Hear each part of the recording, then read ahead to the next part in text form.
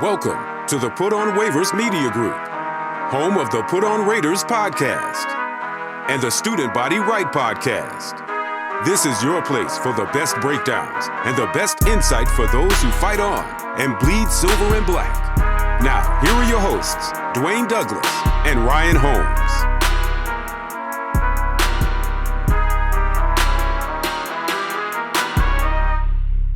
And welcome, everybody, to another glorious episode of the Put On Raiders podcast. I'm your host, Dwayne Douglas, along with Ryan Holmes, and we are podcasting off the beautiful shores of the Pacific Ocean. A beautiful day out here in Southern California. The Las Vegas Raiders won a football game, and they beat the Broncos for the second time this year, so they complete that sweep. Don't confuse this with a great game because they went to overtime, or don't confuse the game because it was a great game because it was great defense by the Raiders, because I don't think it was. But at least they did win a game, and they showed that it wasn't just over. Some of the play calling made you think maybe something was like a Tank City was being visited by the Raider coaching staff, but they won the game, and I give them credit for hanging in there. I mean, Carr had a good game, and Devontae shows what kind of pro player he is. Yeah, it was good for the Raiders to get a win, to get in the win column, obviously in the division, their first road win. I thought Carr played well. Carr played well in the first half, disappeared for 29 of the 30 minutes in the second half, hits the ball to Cole, hits the ball to Jacobs, and then clearly in overtime made two big throws to win the game. The defense played okay in the second half in spurts. The biggest takeaway I have from this game is what is Josh McDaniels doing with some of these play calls? And like you said, it did look like the tank was on, with just some of the situational play calls that were just crazy. 3rd and 5 run play. That's just not. Come on. It just seemed weird. And Carson may end up kicking the field goal right after that. But 3rd and 5 is a passing down, no question. Yeah, it was weird listening to him in the press conference. I don't know if you saw the presser. I caught about 3 minutes of it. And someone asked him about, in overtime, was the plan to go down and score? And he said, well, the plan wasn't to do that in 3 or 4 plays. And I was like, wait, the plan is to score in 1 if you can. 2 would be great. 3 is awesome. But, he was kind of like, no, we wanted to grind it out. We had a big play, we won the game. And it was kind of just took me off guard how he said, no, that wasn't the plan. So that was weird because he's the one calling the plays. I mean, he's dialing up the tight end off the play action down the middle. He's dialing up the play action to Adams on that corner route. So it was weird. Not electing to kick the field goal in the first drive was weird. And there was just some points in that game. And let's be honest, the Raiders got bailed out by the ineptitude of the Broncos coaching staff, throwing the ball on 3rd and 10. And giving the Raiders an additional 40 seconds when they had no timeouts, calling the timeout when the Raiders got down after the pass to Jacobs to give the Raiders 3 cracks to win the game at the end of regulation. And as I told you before we jumped on here, I mentioned it on Twitter, what's going on? Why is he calling a timeout? And then, of course, Raider fans visited Miss Cleo at the Psychic Network because everyone other than me apparently knew that there was a fake spike going on. And marveled at the genius that is Hackett for calling that timeout. If the Raiders score on 3rd down right there, I would have fired Hackett on the spot. But there was questionable decisions by Russell Wilson. Why is he throwing the ball away on 3rd and 10? Take a sack right there, keep the clock running. Yep. Derek Carr really struggled for the entire second half outside of the final drive where he was able to get that ball to Jacobs out of the backfield going down the sideline. So, I'm not going to say they played 60 minutes, but it was a great effort at the end by the defense to keep a minute. The offense made plays when they needed to on those last 2 drives. Mm-hmm. The penalties got cleaned up. I thought there was some bad penalties in the first half and some questionable ones. Devontae Adams getting that personal foul, after it was a clear defenseless receiver. It was a clear hit to the head within a step. And you flagged Devontae Adams. So instead of the Raiders having the ball in field goal range, it's 2nd and 25 that ended the drive. But there's a lot of decent stuff that came out of this game. The stars showed up. Jacobs showed up. Adams showed up. Crosby showed up. And Carr showed up when they needed him at the end. I mean, Carr's gonna try. So like I mean, he's gonna put. You might not, the result might not be there, but he's gonna try. So if you are thinking of the T word, you might want to take some of these guys out because I mean, Josh Jacobs is not gonna not run like Josh Jacobs. Devontae Adams is not gonna stop being who he is. That's why he's a first ballot Hall of Famer. And Carr, whether you like him not or indifferent, but as far as the effort goes, he's gonna do what he can to try to help the Raiders win. Um, as far as that goes, I thought I was missing. I thought somebody maybe even if somebody I thought somebody fell down after the big play on the Broncos and they couldn't get back to the line of scrimmage, so maybe you call a timeout there. But I was thinking, even if that does happen, maybe you still don't call a timeout and take the delay, take the penalty, whatever the penalty is, half distance of the goal line, whatever. But I don't. Hackett is just. I don't. It does amaze me, and I understand they're doing it from the seat of their pants and not like doing it from our vantage point. But how many mistakes these coaches make in these moments? Like it's just like these brain farts are amazing. That I mean, give me the money, let me try it. I mean, I would love to see. Let's see if I can handle that situation. But I mean, the timeouts at the halves, like all the stuff like that. I mean, I don't understand what Hackett was doing there, and this is kind of his second huge situational miscue as far as timeouts go. Yeah, time management has not been on his side. He went out and got another coach in the booth to help him make decisions. So we'll see the all 22. Hopefully tomorrow or Tuesday. You might be right. Maybe there was a player behind the line of scrimmage who didn't want to risk a free play. But then no one on the announcement crew or no one said that was the case. Yeah. If it was, I'll give him a pass. But to our knowledge, as of this recording, it almost like he panicked and he ran up there and just called timeout. Maybe there was a receiver who wasn't covered. We'll have to see. But like the Raiders were clearly going to spike the ball. So I mean, unless there was a tell in the way they lined up, because they haven't done that this year. Like there's nothing in the formation or anything that would have tipped them off. Hey, we've seen this on tape. They're going to do this, because they haven't done it. Yeah. I mean, it's just a bad movie for him as far as that goes. We have seen teams straddle with really bad contracts, right? The Raiders have done that before. But the Broncos, there's no way out of this Russell deal, right? Russell's there for 4 years, 5 years, 3 years. So like 3. That's going to be a difficult situation. I'm not sure what they can salvage out of him. He's just really, and this was probably the best game Russell played all year, right? I mean, I mean he had 250 yards, 24 out of 31. Usually they don't even score 10 points in these games. I mean, the week before against the Titans, they had 10 points. They barely even. There's games where they're lucky to get double figures. I mean, they've really been terrible offensively. Yeah, he didn't throw any touchdowns. He didn't really scramble. I don't know. He had 1 carry for 8 yards where they flagged. I think it was Max Crosby got the makeup call. I'm not sure Max Crosby even made contact with Russell Wilson. If he did, he may nick the back of the helmet. There was nothing egregious. Yeah, the way it looked, I feel like it's one of those fouls that like it looks like they got fouled, but when you see the replay, it's like, oh, there's actually no contact. I wish he was able to just jump over him, like what I mean, like or just like I mean, but when you come down like that, they're gonna do anything to help quote unquote help the quarterback, I guess. Yeah, I guess the next question I would have for the Raiders coaching staff is, great job on the win, but on defense, clearly they have 3 undrafted rookie free agents out there. At times they had 4 on the field. Whereas Britton Brown was active, Josh Jacobs had 24 carries and 4 catches. He touched the ball 28 times.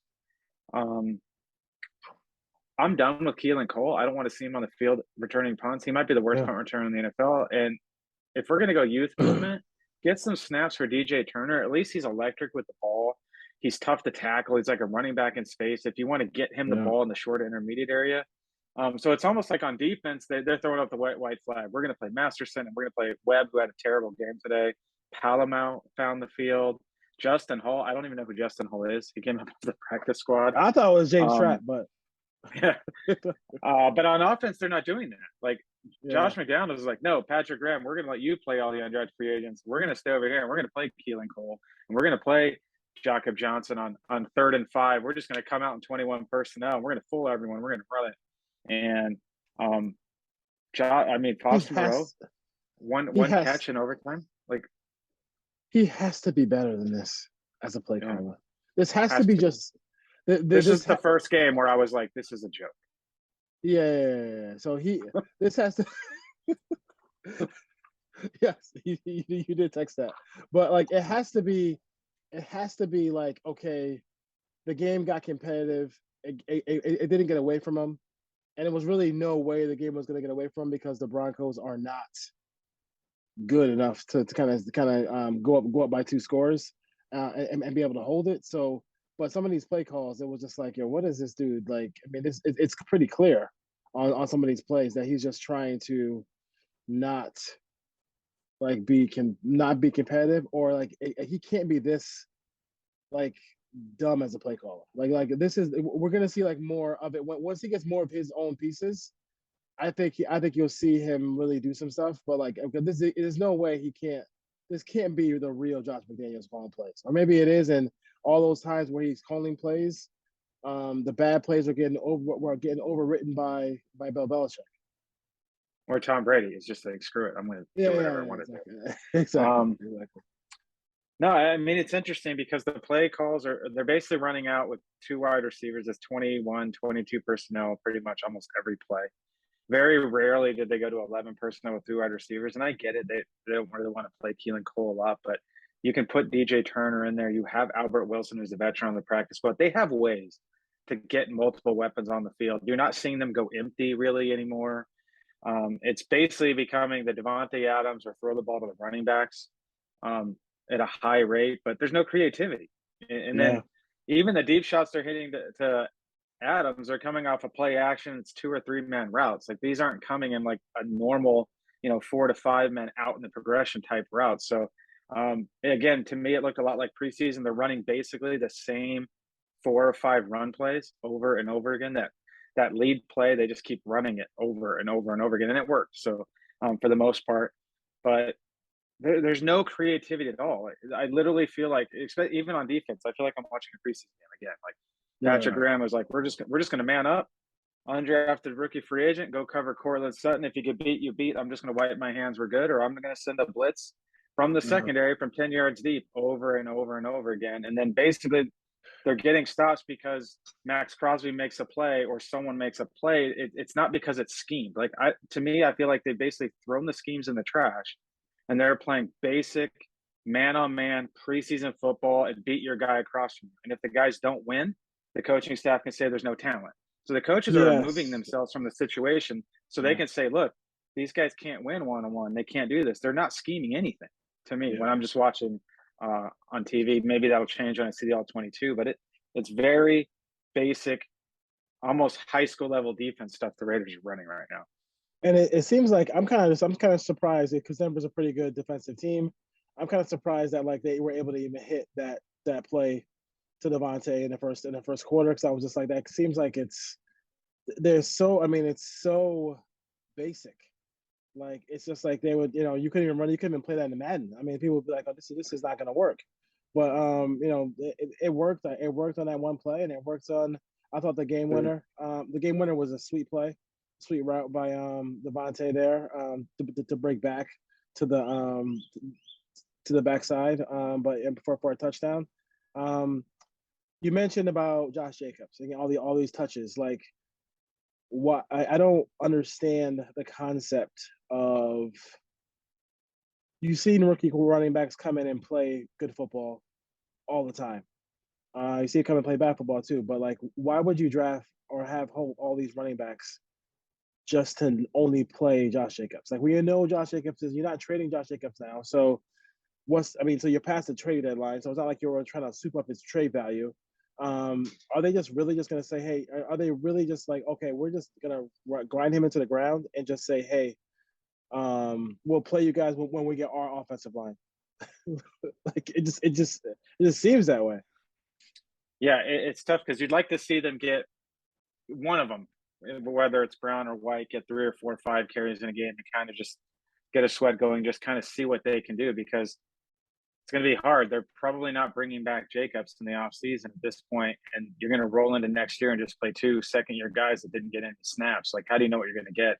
I think it really comes down to ball security and the fact that Jacobs is not a fumbler or hasn't been this year, and they're afraid to put the rookies in and have a turnover, miss an assignment, and pass blocking, or just something going on that way. That's my biggest guess, is it has to do with ball security. And then even Brandon Bolden's like barely playing. Abdullah is mixing in a little bit more, but it's the whole offense. Like I said, it's basically the same 10 plays, and they just dress them up over and over and over again.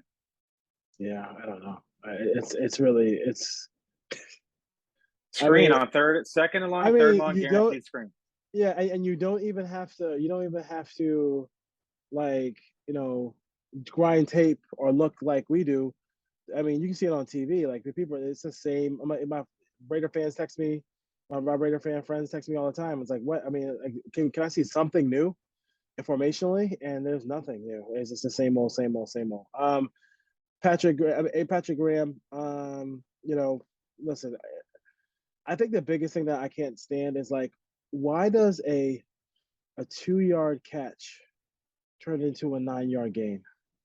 Like, it's just like the most annoying thing in the world. Like, it seems like in space, especially, they're just horrible in space. And even when they are lined up for the tackle, it's just a 10-yard gain, first down, when it should be like a play at the line of scrimmage, or maybe just a 2-yard gain. Yeah, I mean, they're just not tackling in space right now, whether that's Sam Webb, whether Rocky Sin missed a couple today, which he normally hasn't done this year. Averett and Merrick missed on one. They both missed on the same one to Sutton, I think, there towards in the fourth quarter. And to me, too, and I think I texted you at some point, like, they're just throwing the ball in the flat to the running back, and there's 15 yards. Like, there's a breakdown somewhere. And I know Patrick Graham in his weekly press conference keeps talking about, we don't want to get deep. We don't want to get beat deep. But at the same time, you can't just give them everything from 8 yards to the line of scrimmage and not cover anybody, because you saw it again today. These quarterbacks, Matt Ryan did it last week. These quarterbacks know, 3-step drop, 5-step drop. I'm gonna throw the hitch route. I'm gonna throw the cross route. Like, it's easy pitch and catch. They're playing 7-on-7. The defense can't get there. They did tighten up a little bit better in the second half, but to me, I think it just goes back to, they're just going to put guys out there, and Patrick Graham has really basically just played man. He's blitzed and he's played man basically the last 2 weeks, and I think they're just trying to get a judge on which one of these corners they want on the roster next year. And that's kind of like the way that they're tanking, is they're trying to do it through, like, not being creative, putting it on the players, saying we're getting back to basics. But what they're really doing is evaluating all these guys as if they were a preseason game, in my opinion. Yeah, I mean, and the best way to play good defense is to play less defense. So, I mean, you think you would not want to consistently have to have these little needling drives. The 90-yard drive for against this team is just like, that's a fireable offense on its own. So I don't know. I mean, I really think that Graham is going to be back, because I almost feel like putting this on his resume is just like, he must have been told that he's coming back, because you don't put this kind of bland, like, no concept defense out there, Ryan, if you're not been assured something. No, he's clearly in evaluation mode. It's not, hey, my job's on the line, I'm going to get creative, I'm going to run new stuff, I'm bringing the house, I'm going to just do a bunch of tendency breaking stuff, because they're not doing that. They're more just like filtering in undrafted guys, like I said. And then I thought Sidney Jones was okay last week. They pick him up of waivers. He starts at corner, and this week he's on the inactive list. So I do want to give props. Speaking about inactive list, Colton Miller was a huge absence today, but props to Illuminor and Munford, who filled in admirably, because you didn't really notice it, other than I think of the drive at the end of the game. A couple of times where Munford got beat, but his car got sacked one time, and they held up for the most part throughout the whole game. So give credit to the offensive line today. They opened holes in the running game, and they kept Carr fairly clean. Yeah, for the most part. I mean, I know Carr can never be too clean for some Raider fans, but I mean, they want all the time in the world. They want him to eat a sandwich back there, but there are other guys who are trying to They're trying to do that. So evaluation mode for the Raiders here. They win this game 22-16. Anything else you wanna add to this as far as the Raiders and how this game went? Well, I'm glad that the Daniel Carlson did not cost him this game because Yes. he's been money. He missed the 40, I think it was 46 yards, but he made like 40 something field goals in a row. And then he rebounded quickly, made a 57-yarders. So props to Daniel Carlson, who's been money, who's the second, in my opinion, is the second best kicker in the league behind Justin Tucker. So the Raiders had some players who stepped up today. Let's not forget about the kicking game.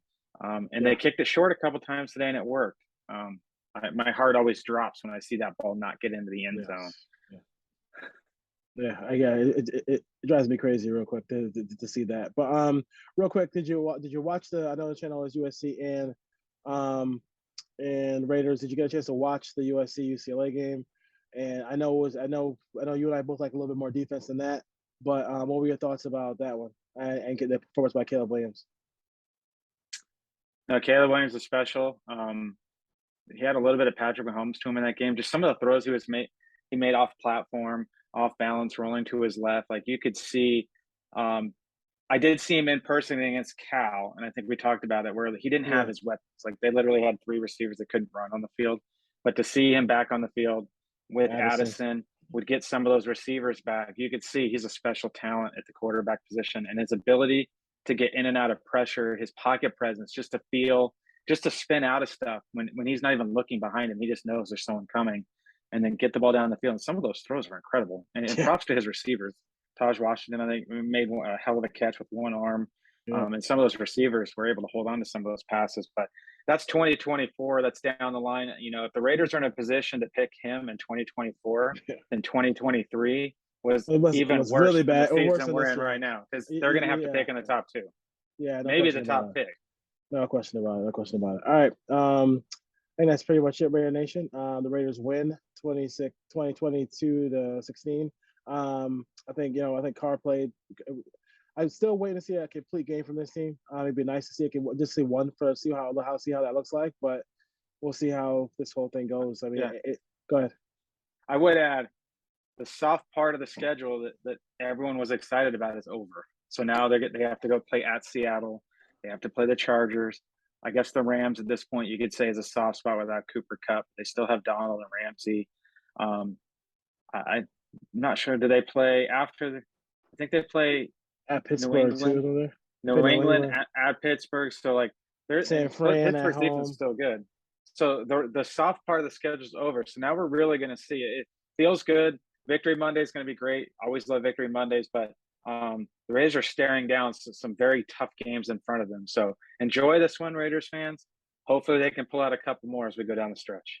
And it's really sad because like the schedule really just broke open for them this year, and the fact that like you couldn't take advantage of it. I mean, even with the injuries, they were in position to win a lot of these games. Even with the horrible defensive play, they were in position to win some of these games. They couldn't take advantage of at least half of those, and they would have been in the playoff hunt. But they're not. Go ahead. Woulda, shoulda. Your record says you are what your record says you are. All right, Ryan. You have a great night. Take care, Raider Nation. Happy Thanksgiving. Take care. Peace.